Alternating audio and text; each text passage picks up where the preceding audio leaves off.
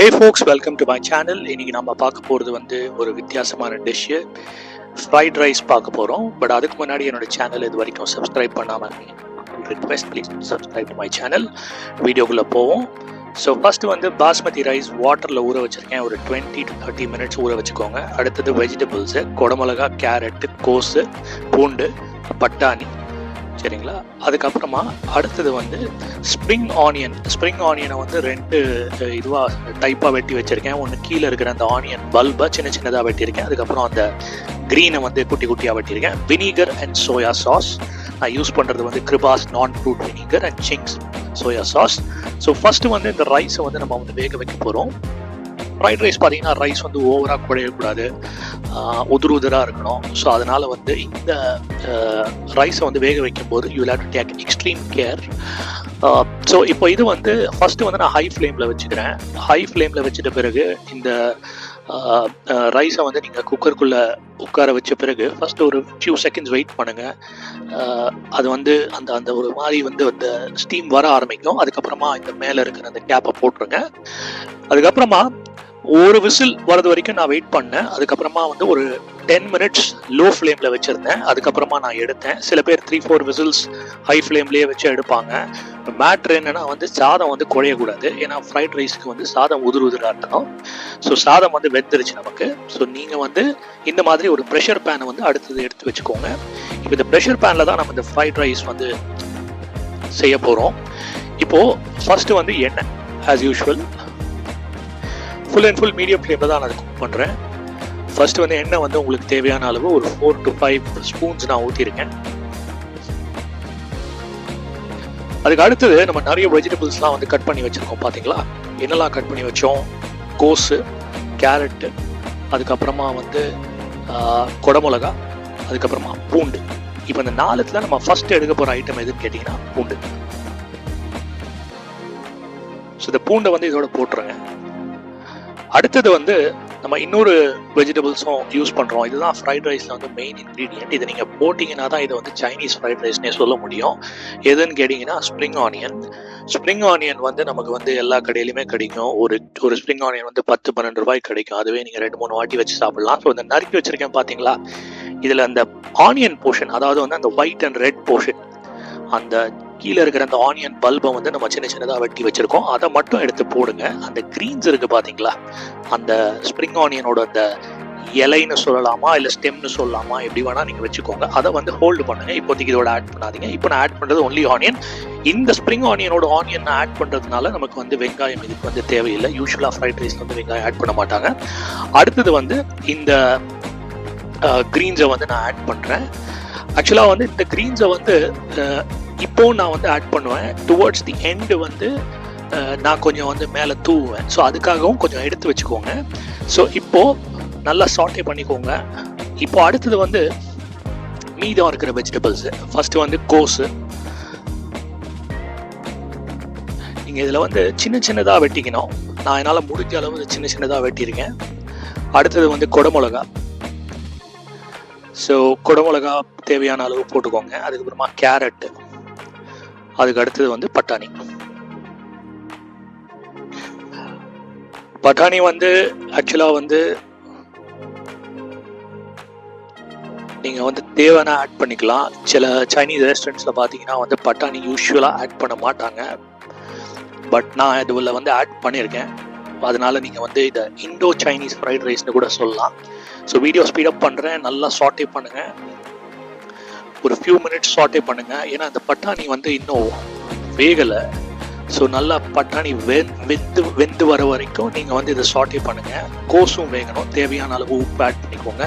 ஏன்னா எல்லா வெஜிடபிள்ஸுமே நம்ம ரா ஆட் பண்ணுறதுனால இந்த பார்ட் ஆஃப் த குக்கிங்கில் வந்து நீங்கள் கொஞ்சம் டைம் ஸ்பெண்ட் பண்ணணும். செக் பண்ணிக்கோங்க. அதாவது வந்து கேரட் வேகலைன்னா கூட பரவாயில்ல. பட் ஆனால் கோஸும் பட்டாணியும் ஓரளவுக்கு நல்லா வெந்து வரணும்.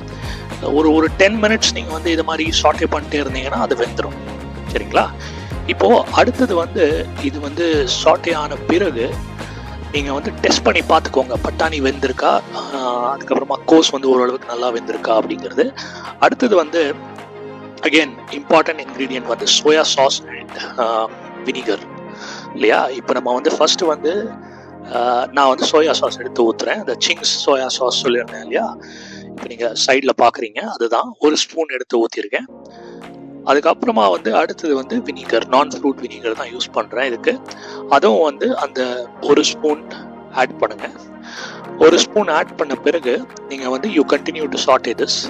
ஏன் அப்படின்னா இந்த வினிகரும் சோயா சாஸும் நல்லா அந்த வெஜிடபிள்ஸோட கலந்து அந்த வெஜிடபிள்ஸ் எல்லாமே இந்த சோயா சாஸை வினிகரே அப்சார்ப் பண்ணணும்.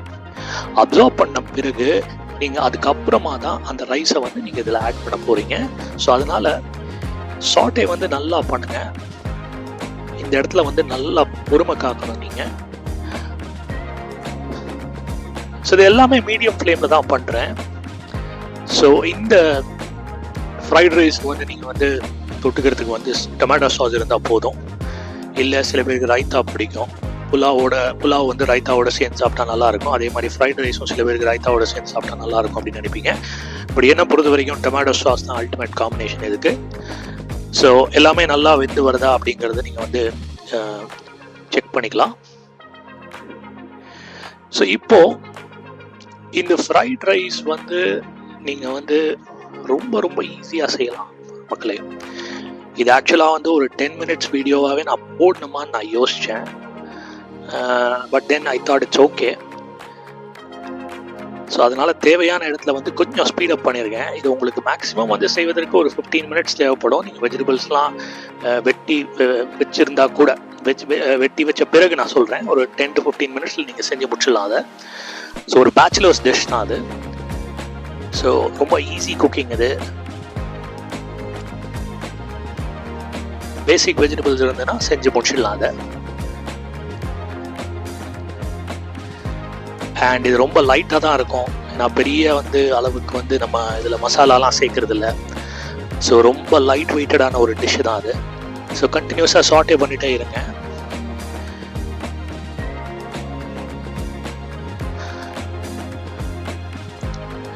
ஆக்சுவலாக பார்த்தீங்கன்னா கோஸும் முன்னாடி சொன்ன மாதிரி பட்டாணியும் வேகிறதுக்கு டைம் ஆகும். இது நல்லா வெந்த பிறகு இந்த ரைஸ் இருக்குது பார்த்தீங்களா, நம்ம ரைஸ் வந்து இனிஷியலாக வேக வச்சுருந்தோமே, அந்த ரைஸை வந்து நீங்கள் இதோட சேர்த்துருங்க.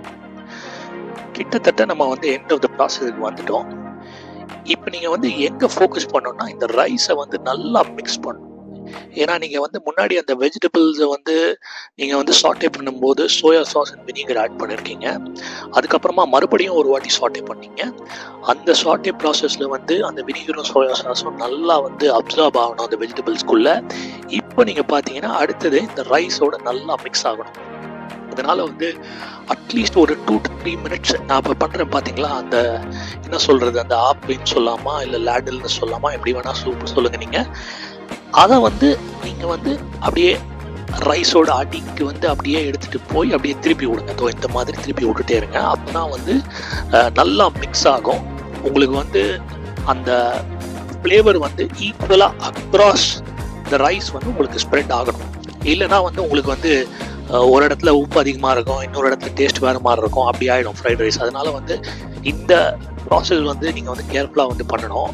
ஏன்னா நம்ம வந்து இது தண்ணியோட மிக்ஸ் பண்ணல. அடுத்தது வந்து பெப்பர் பொடிச்சு வச்சுட்ருங்க, கடைசியாக ஆட் பண்ணுங்கள். ஸோ பெப்பர் ஆட் பண்ண பிறகு மறுபடியும் அதே பண்ணுங்க. மறுபடியும் வந்து அந்த லேடில் வச்சு ரைஸோட அடி வரைக்கும் எடுத்துகிட்டு போய் அப்படியே திருப்பி போடுங்க. அப்போ தான் உங்களுக்கு அந்த பெப்பருடைய அந்த டேஸ்ட்டும் வந்து ஈக்குவலாக ஸ்ப்ரெட் ஆகும். ஏன் முன்னாடி சொன்ன மாதிரி இதில் நம்ம வந்து வாட்டரில் குக் பண்ணல. ஸோ ஒரு ப்ரெஷர் பேனில் தான் நம்ம குக் பண்ணுறோம். ஸோ அதனால் வந்து நீங்கள் பார்த்தீங்கன்னா இதில் வந்து டிசால்விங் ப்ராசஸே கிடையாது. ஸோ அதனால் வந்து அன்லெஸ் நீங்கள் வந்து இதை வந்து கரெக்டாக மிக்ஸ் பண்ணால் ஒழிய உங்களுக்கு வந்து கரெக்டாக வந்து இது டேஸ்ட் வந்து கன்சிஸ்டண்ட்டாக இருக்காது. இப்போ கடைசியாக முன்னாடி சொன்ன மாதிரி அந்த ஸ்ப்ரிங் ஆனியனோட க்ரீன்ஸை வந்து நான் ஆட் பண்ணுறேன். ஸோ கிட்டத்தட்ட வந்து முடிஞ்சு போச்சு. ஃப்ரைட் ரைஸ் வந்து ரெடி ஆகிடுச்சு. டொமேட்டோ சாஸோட தொட்டு சாப்பிடுங்க. பாருங்கள் எவ்வளோ சூப்பராக வந்துருச்சு அப்படிங்கிறத நீங்கள் பார்க்கலாம். ஸோ நீங்களும் வந்து வீட்டில் செஞ்சு பாருங்கள். நன்றி மக்களே. தேங்க்ஸ் ஃபார் வாட்சிங் my channel. Do like and subscribe. மீண்டும் ஒரு அற்புதமான வீடியோவில் சந்திப்போம். நன்றி, வணக்கம்.